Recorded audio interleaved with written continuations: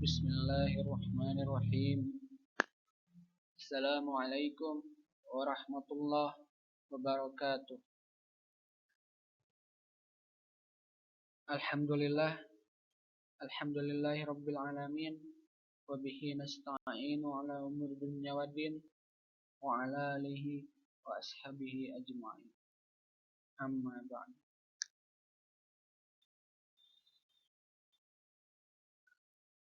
Alhamdulillah, puja-puji serta syukur marilah kita panjatkan kehadirat Allah Subhanahu wa taala, yang mana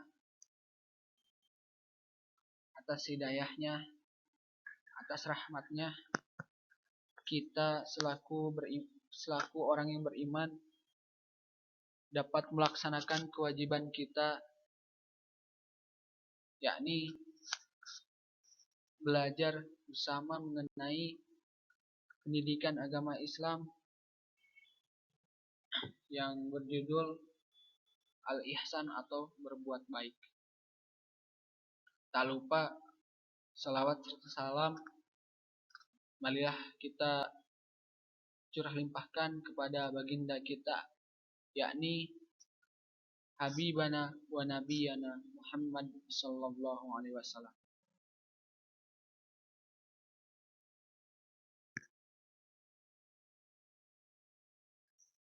Sebelum dilanjut kepada materi, marilah kita sadari bahwa suatu pendapat bila berlawanan dengan Al-Quran dan Al-Hadis adalah keliru. Selanjutnya ada wasiat Rasulullah sallallahu alaihi wasallam. Beliau bersabda bahwa kutinggalkan untuk kamu dua perkara pusaka.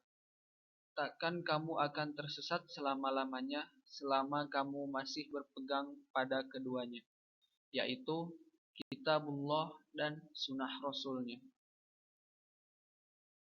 Yang selanjutnya ada tanda orang berakal, sebagaimana dijelaskan dalam Al-Quran, Inna fi khalqis samawati wal ardh wa ikhtilafil laili wan nahari la ayatil lil albab. Yang artinya, sesungguhnya dalam penciptaan langit dan bumi dan silih bergantinya malam dan siang terdapat tanda-tanda bagi orang yang berakal. Rumus utama kita sebelum kita kepada materi, sadari dulu bahwa akal tanpa bimbingan Al-Quran itu sudah pasti tertipu, dan Al-Quran tanpa akal sudah dipastikan akan lumpuh. Sadari selogis apapun argumentasinya, bila berlawanan dengan Al-Quran atau Al-Hadis sudah pasti salah. Sadari juga bahwa orang yang paling rugi adalah orang yang merasa benar, padahal sebenarnya ia keliru. Nah, kita lanjut kepada materi pembahasan yang akan kita pelajari mengenai al-ihsan atau berbuat baik. Nah, tujuan materi kita yakni setelah mempelajari materi ini, Anda atau kita diharapkan dapat yang pertama memahami komitmen moral, operasional, dan kualitas operasional dalam Islam. Yang selanjutnya, termotivasi untuk berniat dan beramal secara ihsan berdasarkan keyakinan adanya kesertaan dan pengawasan Allah. Yang ketiga, menyadari nilai kasih sayang, pahala, dan pertolongan Allah yang dituju oleh setiap muslim dalam berjihad.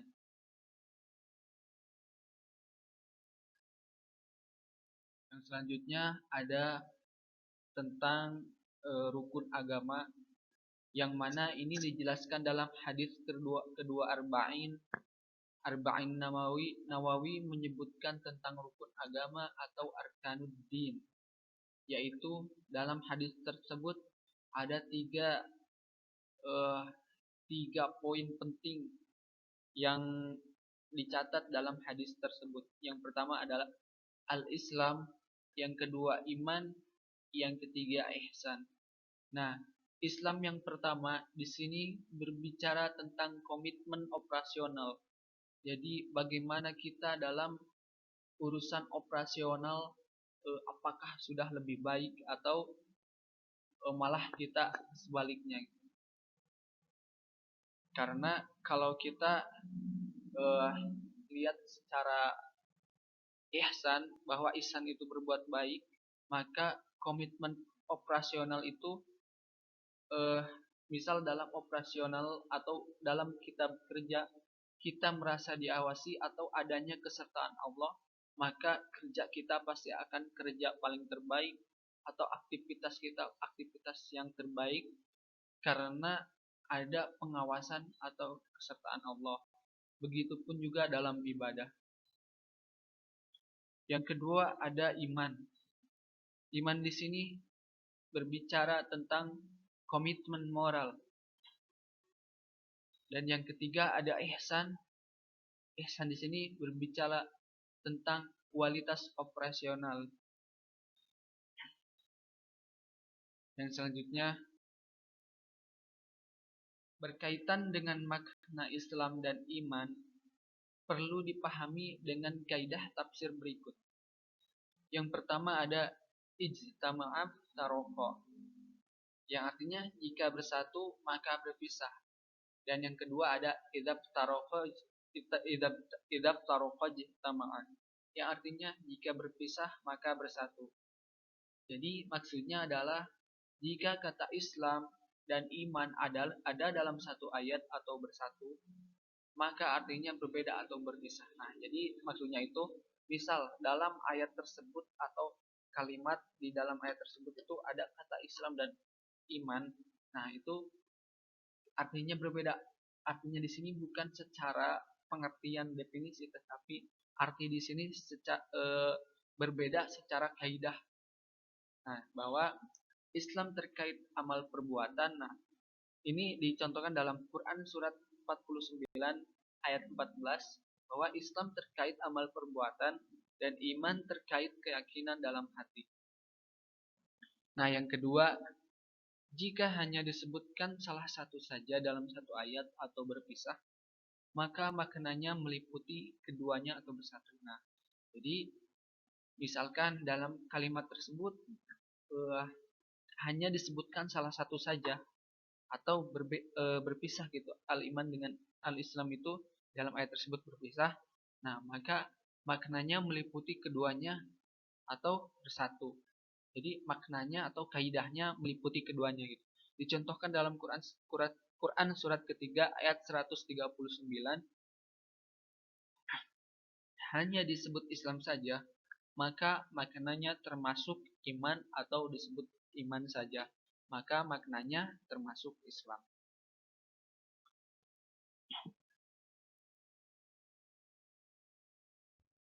Nah, yang selanjutnya ihsan karena muraqabatullah atau pengawasan Allah. Nah, yang pertama, ihsan berkaitan dengan kualitas kerja atau operasional. Oleh karena itu, ihsan akan muncul jika perasaan terhadap pengawasan Allah atau muraqabatullah senantiasa ada. Nah, di sini maksudnya bahwa kita sebagai selaku orang beriman harus senantiasa menghadirkan dalam diri kita bahwa Allah selalu mengawasi kita. Allah Maha Kuasa atas segala sesuatu. Jadi, misal dalam setiap kita melakukan aktivitas atau kita bekerja atau kita dalam beribadah, karena kerja di sini jika kerjanya karena mengharap ridho Allah, maka itu disebut sebagai ibadah. Nah, dalam ibadah tersebut atau dalam aktivitas tersebut, jika kita menghadirkan bahwa Allah selalu mengawasi kita, maka kerjanya akan selalu sesuai dengan tuntunan yang ada, meski tidak ada mandornya atau bosnya. Nah, meskipun tidak ada bos atau mandor, tetapi kerjanya pasti kerja terbaik karena merasa diawasi, merasa ada yang ngawasi. Seharusnya seperti itu ya.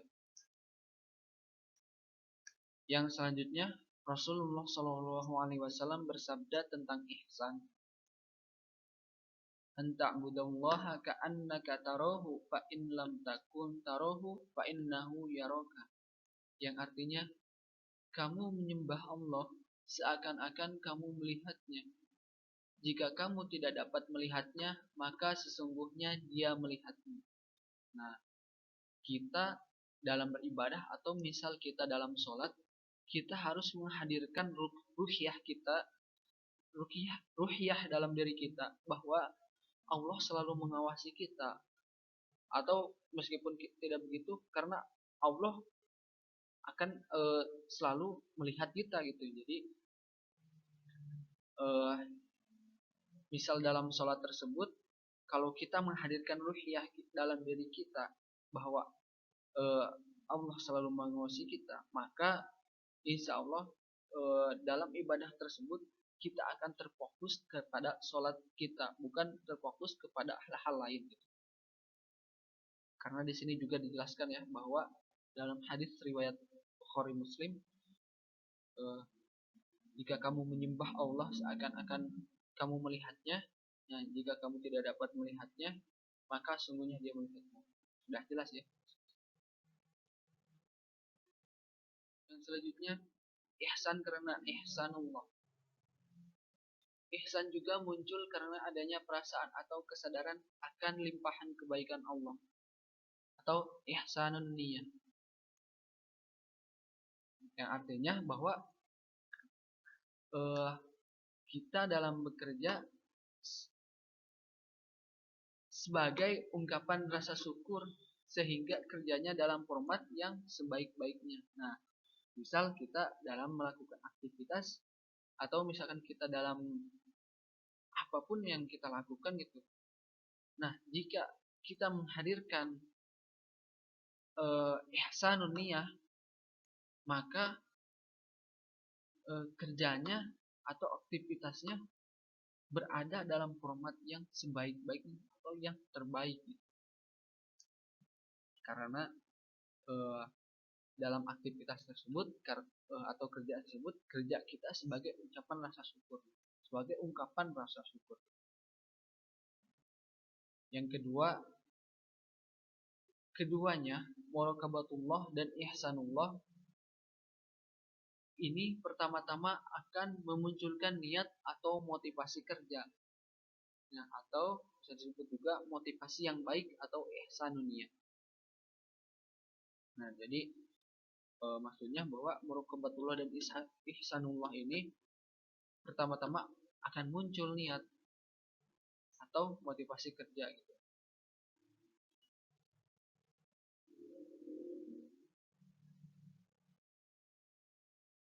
Maka dari itu kita selaku orang beriman harus menghadirkan muraqabatullah dan ihsanullah atau ihsanuniyah.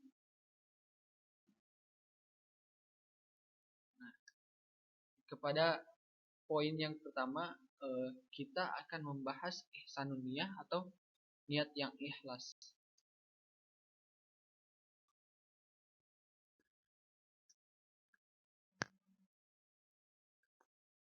Ihsanun niyah atau niat yang ikhlas merupakan unsur pertama dari al-ihsan. Jadi unsur yang pertama yang dibahas dalam al-ihsan ini yaitu adalah niat yang ikhlas atau ihsanun niyah. Nah, di sini ada misal ya. Setiap sesuatu dapat ternoda oleh yang lain. Nah, jika sesuatu itu bersih dan terhindar dari kotoran maka dinamakan khalis. Dalam Quran surat ke-16 ayat 66, teman-teman bisa dilihat dalam mushaf teman-teman sendiri ya, bahwa Susu yang bersih disebut labanan khaliso, yang terhindar dari kotoran, atau yang artinya yang terhindar dari kotoran dan darah atau yang lainnya. Nah, jadi eh, jika kita senantiasa menghadirkan ihsan niat atau niat yang ikhlas dalam diri kita, bahwa eh, maka insya Allah kita akan terhindar dari noda-noda tersebut, karena dijelaskan tadi dalam misalnya bahwa setiap sesuatu itu dapat ternoda oleh yang lain. Maka dari itu hadirkan ihsanun ya dalam diri kita. Niat yang ikhlas merupakan syarat diterimanya suatu amal. Dalam hadis riwayat Bukhari dijelaskan innamal a'malu binniyah walikulli imri'in, yang artinya hanya saja semua amal perbuatan itu dengan disertai niatnya, dan hanya saja bagi setiap orang itu apa yang telah menjadi niat. Yang selanjutnya mengumpulkan niat yang baik.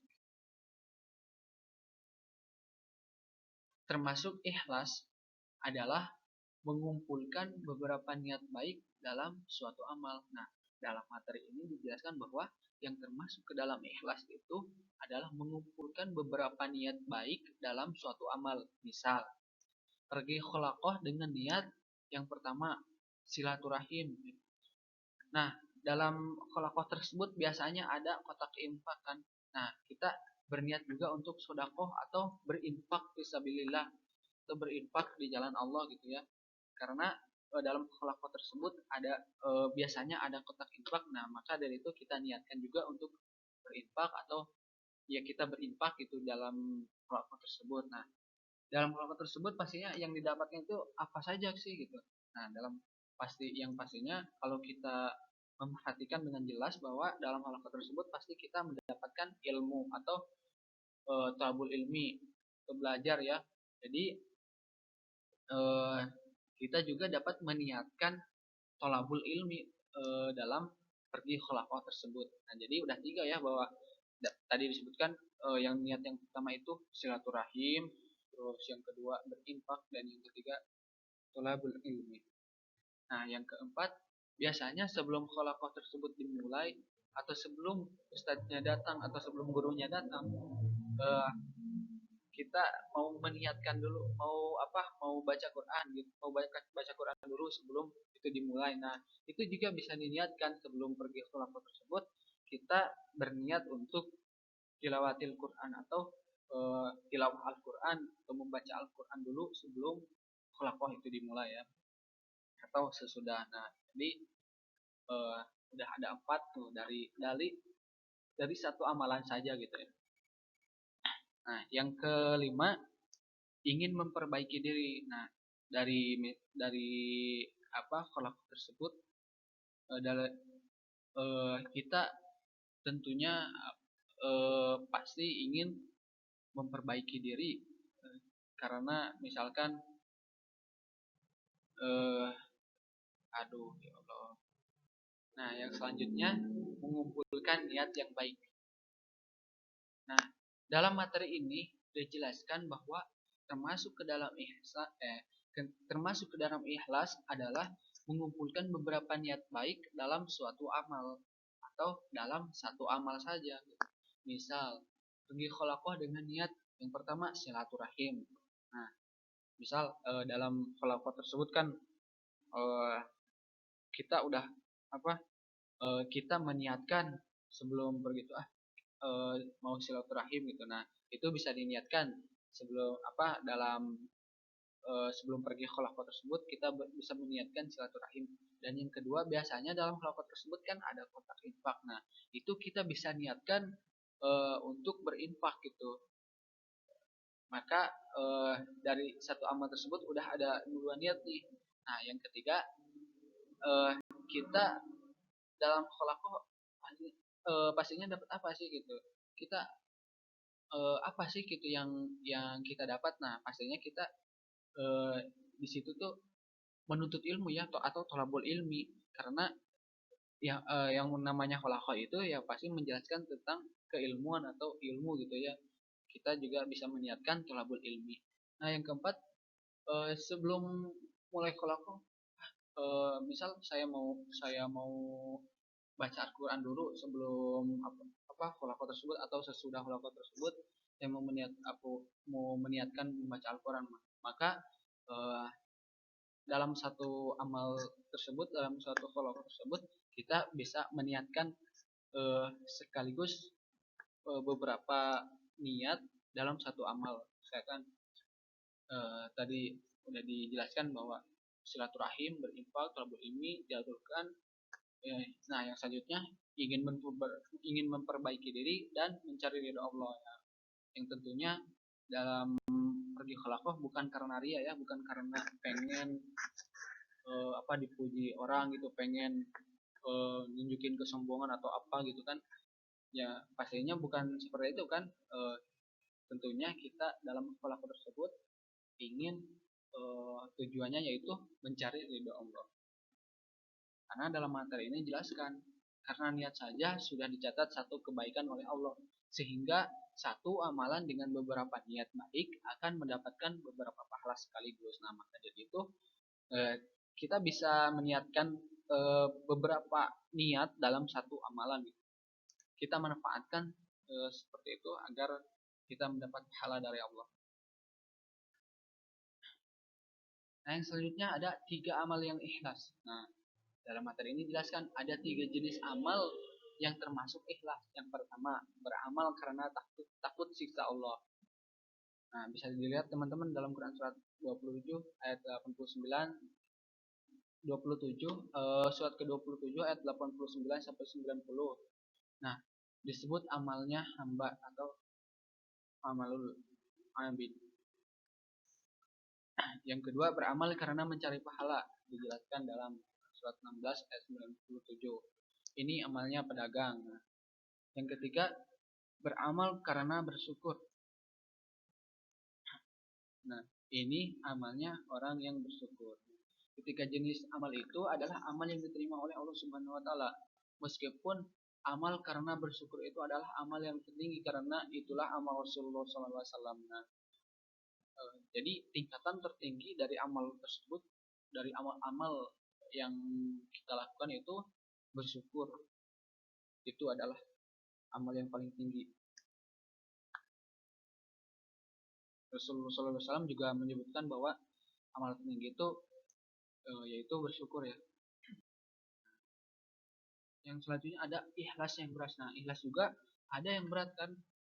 Misalkan kita dalam satu aktivitas itu juga pasti kita mengalami suatu kejadian atau apa gitu, pasti ada gitu ya sesuatu yang berat gitu atau yang menghalangi gitu kan. Nah, di masa dakwah belum mendapatkan peluang jabatan atau berbagai manfaat duniawi, tentu ikhlasnya lebih mudah. Nah, itu kalau belum mendapatkan iming-iming jabatan atau berbagai manfaat duniawi atau halangan-halangan lain, nah itu ikhlasnya itu akan ringan kan. Nah, tetapi ikhlas dalam masa ini murni berkaitan dengan Allah saja. Nah, tetapi di masa dakwah sudah memberikan peluang-peluang duniawi, maka ikhlas akan lebih berat lagi. Nah, jika dalam dakwah tersebut udah ada iming-iming duniawi nih, udah ada rintangan-rintangan, nah itu ikhlasnya akan terasa berat karena itu menyangkut masalah duniawi juga gitu kan.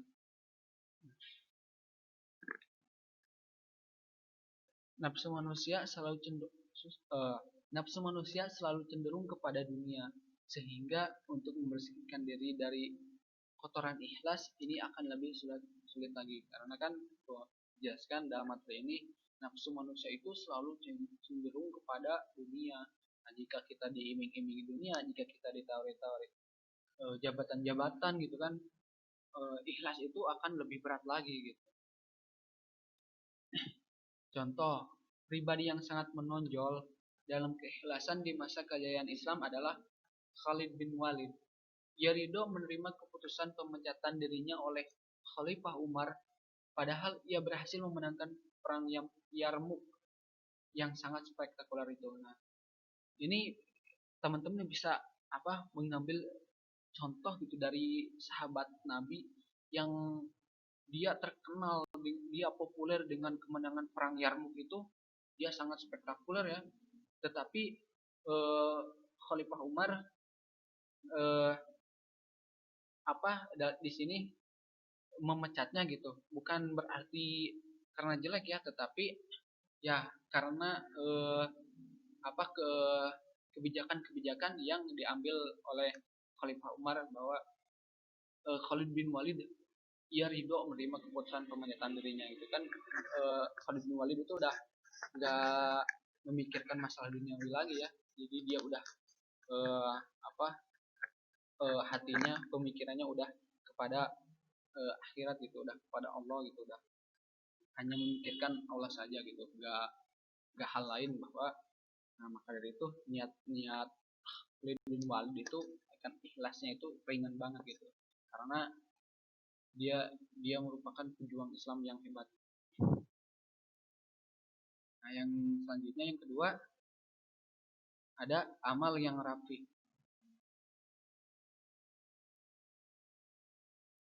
Itqanul amal atau amal yang rapi, eh, setelah ikhlas, unsur ihsan berikutnya adalah kerja yang rapi atau profesional. Nah, ciri utama kerja-kerja profesional adalah perhatiannya yang besar pada masalah detailasi atau setiap faktor yang berpengaruh dihitung masak-masak. Nah, jadi eh, dalam al-ihsan itu juga disebutkan bahwa eh, kita harus menghadirkan apa, itqanul amal atau amal yang rapi.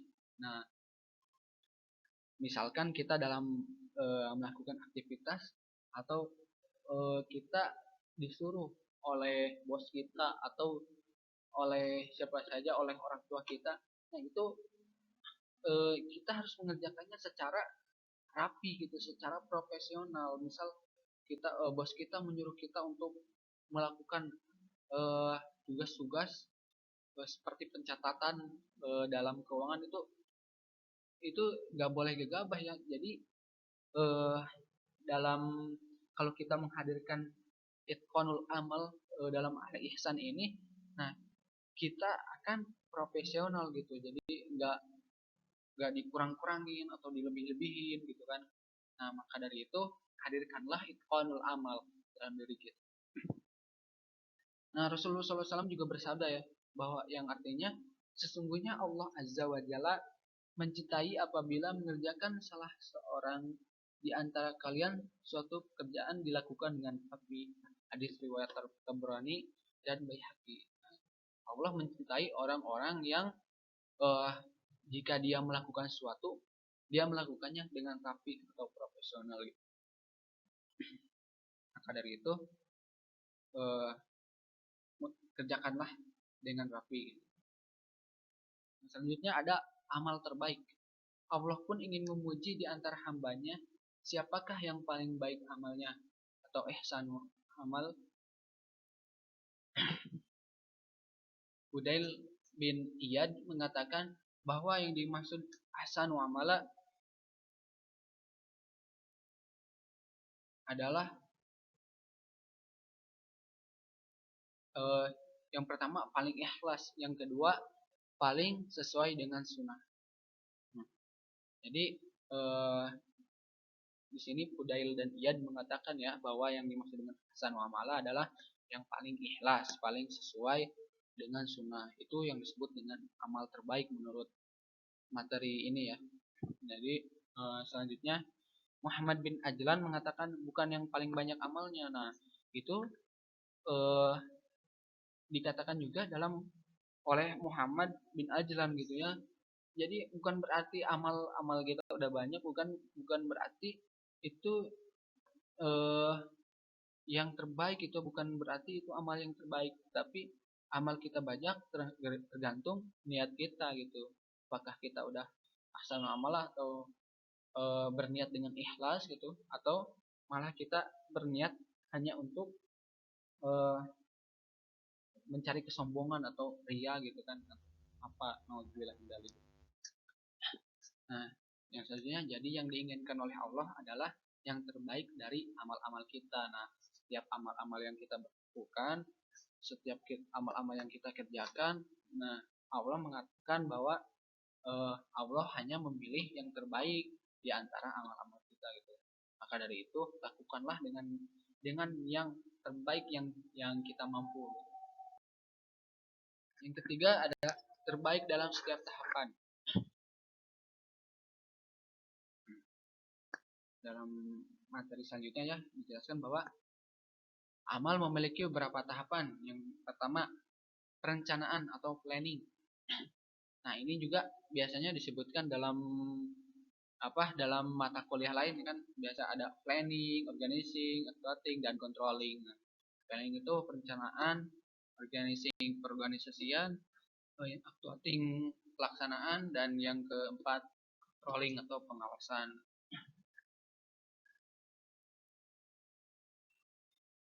Nah, di sini juga dijelaskan ya bahwa innallaha yuhibbul mu'minun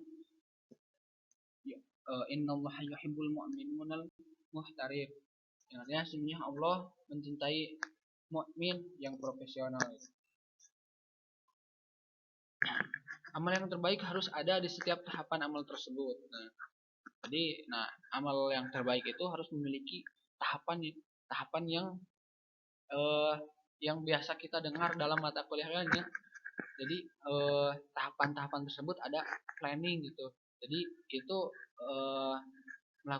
termasuk ke dalam kategori untuk mencapai amal yang terbaik gitu.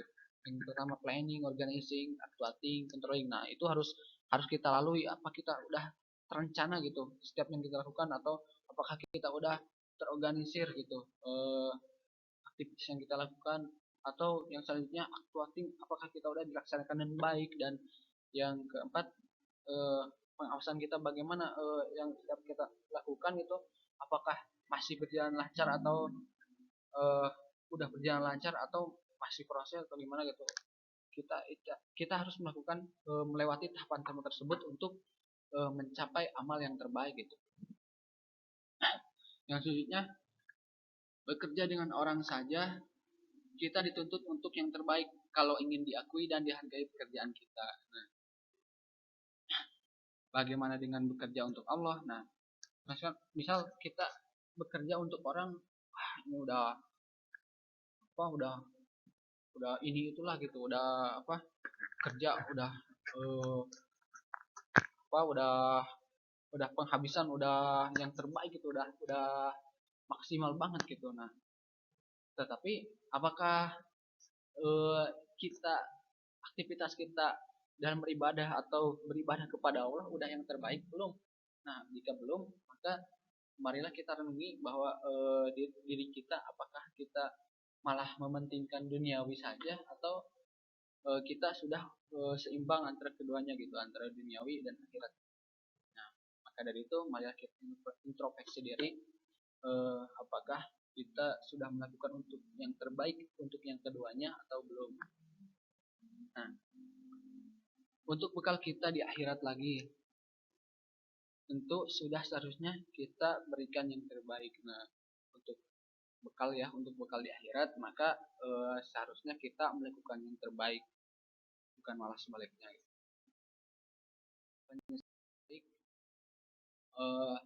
Tetapi di sini disebutkan bahwa amal yang ihsannya padahal itu salah gitu.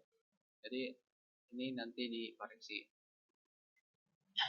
Nah, jika dari awal sudah baik niat dan pelaksananya, kemudian diakhiri dengan tidak baik, mungkin menjadikan hasil kerja sebelumnya jadi kurang baik. Nah, maka dari itu awalilah segala sesuatu itu dengan niat yang baik, dengan niat yang ikhlas, dengan niat karena Allah gitu, dengan niat semata-mata mencari ridha Allah gitu.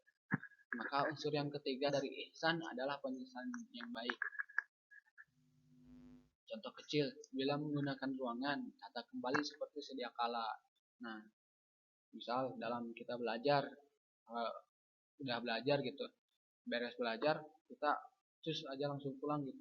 Padahal nggak seperti itu kan. Kalau misalkan kita mau mencapai al-ihsan gitu, kita harus menata kembali ruangan itu agar menjadi rapi kembali gitu, menjadi seperti semula, menjadi bersih gitu. Maka dari itu jangan langsung pulang atau langsung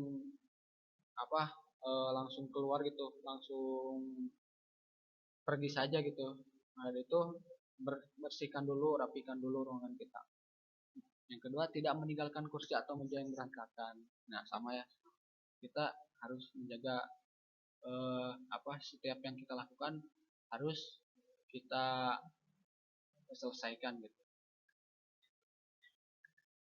Selanjutnya, yang paling malas biasanya membuat laporan pelaksanaan program atau acara. Ini juga bagian dari Jaudatul Adai. Mesti diselesaikan dengan baik. Nah, itu kan biasanya yang paling malas biasanya membuat laporan pelaksanaan program atau LPJ ya. Nah, ini juga bagian dari Jaudatul Adha, mesti diselesaikan dengan baik gitu. Apa yang kita kerjakan kita selesaikan gitu. Dijelaskan dalam Quran surat ke-94 ayat ke-7, jika selesai melakukan suatu pekerjaan, kerjakan yang lainnya dengan sungguh-sungguh.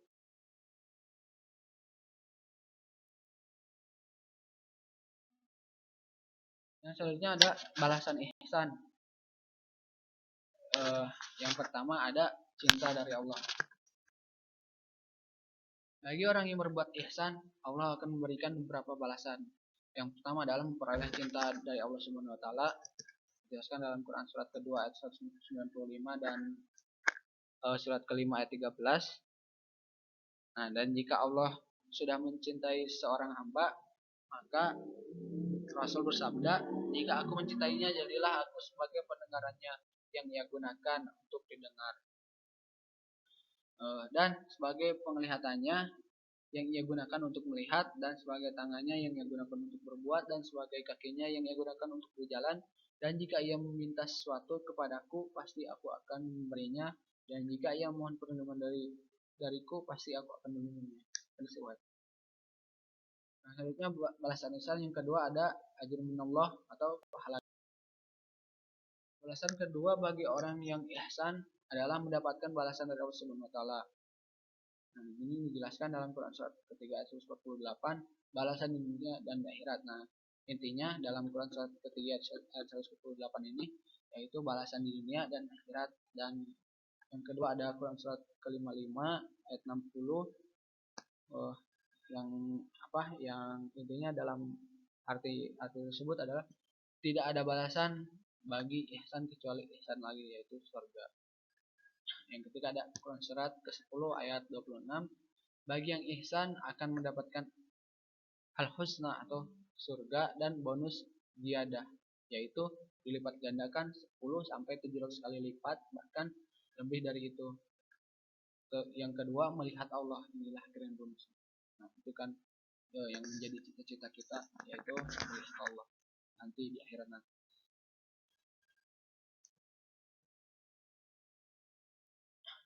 Yang ketiga, balasan ihsan yang ketiga ada nasr minallah atau balasan yang ketiga ini bagi orang yang ihsan akan mendapatkan pertolongan dari Allah. Dalam ayat 108 surat ke-16 dan ayat ke-69 surat ke-29, orang yang ihsan selalu disertai oleh Allah secara khusus sehingga segala kesulitan dan bencana yang menimpa akan selalu mendapatkan pertolongan dari Allah. Yang pertama, mendapatkan pertolongan tersebut adalah mendapatkan kemudahan, mendapatkan petunjuk, mendapatkan jalan keluar, dan dimenangkan dari musuh-musuhnya. Nah, itu kan bisa teman-teman baca lagi ya dalam sirah nabawiyah atau dalam sejarah-sejarah dahulu bahwa ada umat Islam gitu, bahkan disebutkan gitu kan dalam sejarah bahwa dalam dalam peperangan Islam ada yang kalah jumlah gitu, tetapi itu tidak menutup kemungkinan ya jika ada pertolongan dari Allah, maka dalam peperangan tersebut Islam memenangkannya gitu. Nah, ini juga bisa diambil ibrah dari perang Hunain ya. Perang Hunain memberikan pelajaran berharga dalam masalah ihsan di peperangan. Awalnya mayoritas pasukan Islam kurang ihsan karena bertumpu pada jumlah yang besar. Nah, saat itu kan dalam perang Hunain umat Islam lebih banyak kan, tapi mereka tidak ihsan gitu, tidak meniatkan ihsan. Jadi karena bertumbuh kepada jumlah yang besar, bukan pada kualitas dan iman gitu. Mereka tidak menghadirkan iman gitu, eh, tidak berkualitas lah orang-orang tersebut. Nah, maka pasukan pasukan tersebut udah diserang itu, serang balik, kocar kacir karena mendapat serangan panah tiba-tiba gitu. Nah, meskipun Rasulullah SAW bersabda, kemarilah wahai semua orang, aku adalah Rasul Allah, aku Muhammad bin Abdullah. Rasul menyuruh begitu bukannya balik, tapi mereka lari saja gitu kan. Itulah maka dari itu salah satu contoh eh, orang-orang yang tidak berkualitas dan tidak beriman gitu. Tidak apa? Tidak mendengarkan ucapan Rasulullah tersebut. Nah, tetapi sebaliknya kan ada orang-orang yang berkualitas dan keimanannya tinggi gitu, yang pejuang-pejuang hebat dalam perang Hunain tersebut. Nah, setelah Abbas radhiyallahu anhu menyeru orang-orang yang berbaiat di Bayatul Ridwan dan juga orang-orang Ansor, maka pasukan dapat tertata kembali. Nah, kalau orang-orang berkualitas dan beriman itu ya jika dikatakan jika Rasul memerintahkan A misalkan, ya mereka semua menurut gitu, mereka semua patuh gitu kepada pemimpinnya gitu, bukannya lari atau kocar kacir setelah mendapat serangan gitu. Nah, serangan pasukan yang sudah tertata ini mengalahkan musuh dan umat Islam mendapatkan kemenangan besar, bukan jika eh, kita memiliki keimanan, kita kita menghadirkan ihsan, maka dalam pelajaran perang Hunain ini serangan pasukan yang sudah tertata ini mengalahkan musuh dan umat Islam mendapatkan kemenangan yang besar. Tadinya kan kalau misalkan semuanya lari, gak tahu mungkin bakal kalah itu, tapi ini karena juga nasrul minallah ya, dari pertolongan Allah, dan karena kualitas orang-orangnya berkualitas dan beriman gitu, maka perang ini dapat dimenangkan. Dalam perang itu juga Rasulullah SAW berdoa, ya Allah turunkanlah pertolonganmu gitu kan. Nah, dalam setiap perang, dalam setiap ini juga Rasul selalu meminta pertolongan Allah, karena jika tidak ada pertolongan Allah, tentu tentu umat muslim dalam setiap peperangan pasti akan selalu kalah gitu kan. Meskipun mau jumlahnya banyak, mau jumlahnya sedikit, ya kalau kita tidak meminta pertolongan kepada Allah, kalau Rasul tidak meminta pertolongan kepada Allah, maka pasti akan kalah gitu. Karena udah mah jumlah sedikit, tapi nggak minta tolong kepada Allah, ya pasti kalah gitu. Tetapi kan Rasul berbeda sama kita. Rasul adalah orang yang terbaik gitu, maka eh, Rasul selalu berdoa dalam setiap peperangan itu gitu. Rasul pun melemparkan pasir yang membuat pasukan kafir tidak dapat berikan. Mungkin dalam materi kali ini tidak banyak membahas yang lebih detail lagi ya, karena keterbatasan waktu juga tidak bisa menyampaikan lebih banyak lagi. Maka dari itu mungkin dicukupkan sekian saja. Mohon maaf bila ada kata-kata yang salah atau kata-kata yang tidak pantas, gitu mohon dimaafkan, dan bila ada yang salah mohon dikoreksi. Mungkin dari saya dicukupkan sekian. Wassalamualaikum warahmatullahi wabarakatuh.